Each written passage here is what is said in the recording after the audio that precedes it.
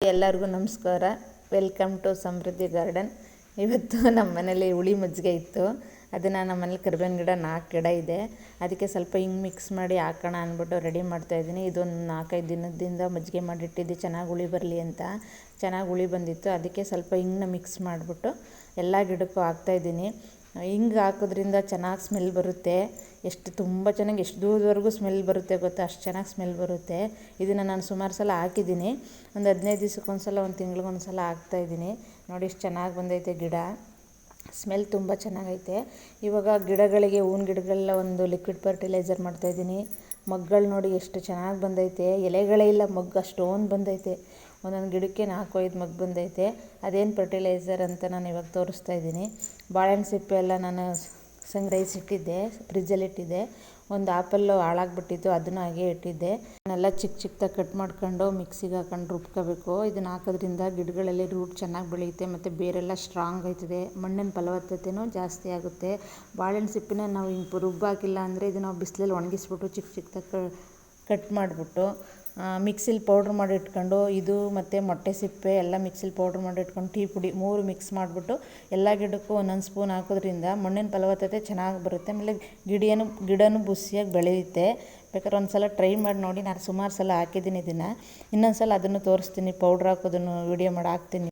ಚಿಕ್ಕದಾಗಿ ಕಟ್ ಮಾಡ್ಕೊಂಡು ಮಿಕ್ಸಿಗೆ ಹಾಕಿ ರುಬ್ತೀನಿ ನೋಡಿ. ಇದ್ರ ಜೊತೆಗೆ ಒಂದು ಸ್ವಲ್ಪ ಬೆಳ್ಳುಳ್ಳಿ ಸಿಪ್ಪೆ, ಈರುಳ್ಳಿ ಸಿಪ್ಪೆ ಹಾಕ್ತಾಯಿದ್ದೀನಿ. ಯಾಕಪ್ಪ ಅಂದರೆ ಇದು ಸಿಹಿ ಜಾಸ್ತಿ ಇರುತ್ತಲ್ವ ಬಾಳೆಹಣ್ಣಲ್ಲಿ, ಮತ್ತು ಸೇಬಲ್ಲೂ ಸಿಹಿ ಜಾಸ್ತಿ ಇರುತ್ತೆ. ಆ ಸ್ಮೆಲ್ಗೆ ಇರುವೆಗಳು ಬಂದುಬಿಡುತ್ತೆ.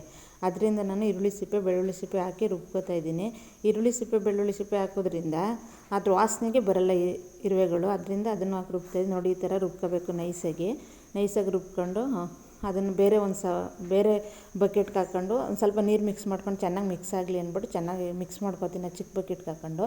ಆಮೇಲೆ ಒಂದು 20 ಲೀಟ್ರ್ ಬಕೆಟ್ಗೆ ಹಾಕ್ಕೊಂಡು ಅದಕ್ಕೆ ಮಿಕ್ಸ್ ಮಾಡ್ಕೊತೀನಿ. ಹಿಂಗೆಲ್ಲ ಚೆನ್ನಾಗಿ ತೊಳೆದ್ಬಿಟ್ಟು ಹಾಕ್ಕೊಂಡು ಚೆನ್ನಾಗಿ ಕೈಲಿ ಮಿಕ್ಸ್ ಮಾಡ್ಕೊಳ್ಳಿ. ಇಲ್ಲಾಂದರೆ ಒಂದು ಕಡ್ಡಿ ಇದ್ದರೆ ಕಡ್ಡಿಲಾದರೂ ಮಿಕ್ಸ್ ಮಾಡ್ಕೊಬೋದು, ಏನಿಲ್ಲ. ನಾನು ಕೈಲೇ ಮಿಕ್ಸ್ ಮಾಡ್ತಾಯಿದ್ದೀನಿ. ಬೇಕು ಅಂದರೆ ಕಾಫಿ ಪೌಡ್ರು ಹಾಕೋಬೋದು. ನಾನು ಹೋದ ಸಲ ಅದನ್ನೇ ಹಾಕಿದ್ದೆ, ಅದರಿಂದ ಈ ಸಲ ಹಾಕಿಲ್ಲ. ನಾನು ಬರೀ ಹಂಗೆ ಹಾಕ್ತಾಯಿದ್ದೀನಿ. ಹಿಂಗೆ ಕಲಿಸ್ಕೊಂಡು ನೋಡಿ 20 ಲೀಟ್ರ್ ಬಕೆಟು, ಅದಕ್ಕೆ ಮಿಕ್ಸ್ ಮಾಡ್ಕೋಬೇಕು. ಮಿಕ್ಸ್ ಮಾಡ್ಕೊಂಡು ಚೆನ್ನಾಗಿ ಮಿಕ್ಸ್ ಮಾಡಿಬಿಟ್ಟು ಎಲ್ಲ ಗಿಡಕ್ಕೂ ಒಂದೊಂದು ಜಗ್ಗಿ ಹಾಕಿದ್ರೂ ಸಾಕು. ಇದನ್ನು ಹಾಕೋದ್ರಿಂದ ನಮ್ಮ ಗಿಡದಲ್ಲಿ ಎಷ್ಟೊಂದು ಹೂ ಬಿಡ್ತು ಅಂತಾರೆ, ತುಂಬ ಚೆನ್ನಾಗಿ ಹೂ ಬರ್ತವೆ. ಇದನ್ನು ತರಕಾರಿ ಗಿಡಕ್ಕೂ ಹಾಕ್ಬೋದು, ಹೂವಿನ ಗಿಡ ಅಂತೇನಿಲ್ಲ, ತರಕಾರಿ ಗಿಡಕ್ಕೂ ಹಾಕ್ಬೋದು. ನನ್ನ ಮನೇಲಿ ಬದನೆ ಗಿಡಗಳಿವೆ, ಅದಕ್ಕೂ ಹಾಕ್ತಾಯಿದ್ದೀನಿ. ಎಲ್ಲ ಹೂವಿನ ಗಿಡ, ತರಕಾರಿ ಗಿಡ ಎಲ್ಲದಕ್ಕೂ ಹಾಕ್ತಾಯಿದ್ದೀನಿ ನೋಡಿ. ರೋಸ್ ಗಿಡ ಇದರಲ್ಲಂತೂ ಎಷ್ಟು ಹೂವು ಬಂದೈತೆ ಅಂದರೆ ಮಗ್ಗುಗಳು ತುಂಬ ಚೆನ್ನಾಗಿ ನೋಡಿ. ಎಷ್ಟು ಎಲೆಗಳೇ ಇಲ್ಲ ಅದರಲ್ಲಿ, ಅಷ್ಟು ಮಗ್ಗು ಬಂದೈತೆ, ಚೆನ್ನಾಗಿ ಬಂದೈತೆ. ಇದು ಸೇವಂತಿಗೆ ಗಿಡ, ಅದಕ್ಕೂ ಹಾಕ್ತಾಯಿದ್ದೀನಿ. ಇನ್ನೇನು ಇದು ಮುಗ್ದೋಯ್ತು ಹೂವು, ಗಿಡ ತೆಗಿಬೇಕು. ತೋರಿಸ್ತೀನಿ ನಾನು ಗಿಡ ತೆಗಿವಾಗ. ಇದು ಒಂದು ರೋಸ್ ಗಿಡ, ಇದನ್ನು ಲಾಸ್ಟ್ ವೀಡಿಯೋದಲ್ಲಿ ತೋರಿಸಿದ್ದೀನಿ. ಇದರಲ್ಲಿ ಹೂವು ಎಲ್ಲ ಖಾಲಿ ಆಗಿಬಿಟ್ಟೈತೆ, ಇನ್ನೂ ಚಿಗುರು ಬಂದಿಲ್ಲ. ಇದು ಕನಕಾಂಬರ ಗಿಡ, ಎಲ್ಲ ಗಿಡಕ್ಕೂ ಹಾಕ್ತಾಯಿದ್ದೀನಿ. ಚೆನ್ನಾಗಿ ಬಂದೈತೆ ಎಲ್ಲ ಗಿಡಗಳೂ. ಎಲ್ಲ ಗಿಡಕ್ಕೂ ಒಂದೊಂದು ಜಗ್ಗಿ ಹಾಕಿದ್ರೂ ಸಾಕು. ಸ್ವಲ್ಪ ಜಾಸ್ತಿ ಆದರೂ ಏನೂ ಆಗೋದಿಲ್ಲ. ಇದೇನು ರಾಸಾಯನಿಕವಾದಲ್ಲಿ ಕೆಮಿಕಲ್ ಅಲ್ವಾ, ಏನೂ ಆಗೋಲ್ಲ. ಇದು ಮನೆಯಲ್ಲೇ ತಯಾರಿಸಿರೋದ್ರಿಂದ ಸ್ವಲ್ಪ ಜಾಸ್ತಿ ಆದರೂ ಏನೂ ಆಗೋದಿಲ್ಲ ಗಿಡಗಳಿಗೆ. ಎಲ್ಲದಕ್ಕೂ ಒಂದೊಂದು ಜಗ್ಗಿ ಹಾಕತಾಯಿದ್ದೀನಿ ನಾನು.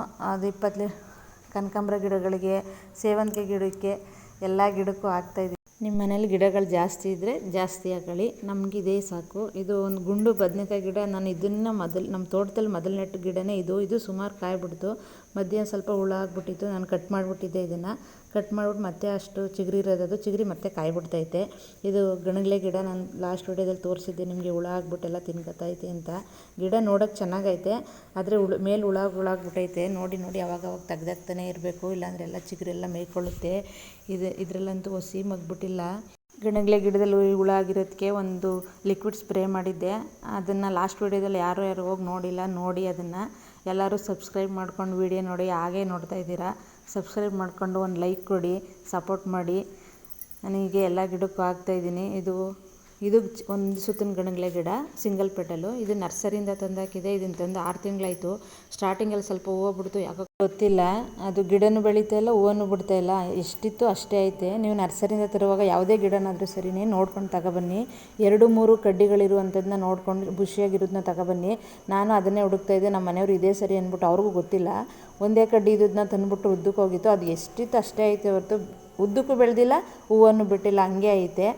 ಟೆರೆಸ್ ಮೇಲೆ ಇಟ್ಟಿರುವುದು ಇದು ಪಾಟ್ಗಳು. ಇವಾಗ ಸ್ಟಾರ್ಟ್ ಮಾಡಿದ್ದೀನಿ ಟೆರೆಸ್ ಮೇಲೆ ಪಾಟ್ ಜೋಡಿಸೋಕ್ಕೆ. ಅದಕ್ಕೂ ಒಂದೊಂದು ಸ್ವಲ್ಪ ಹಾಕ್ತಾಯಿದ್ದೀನಿ. ನೆಕ್ಸ್ಟ್ ವೀಡಿಯೋದಲ್ಲಿ ಸಿಗ್ತೀನಿ.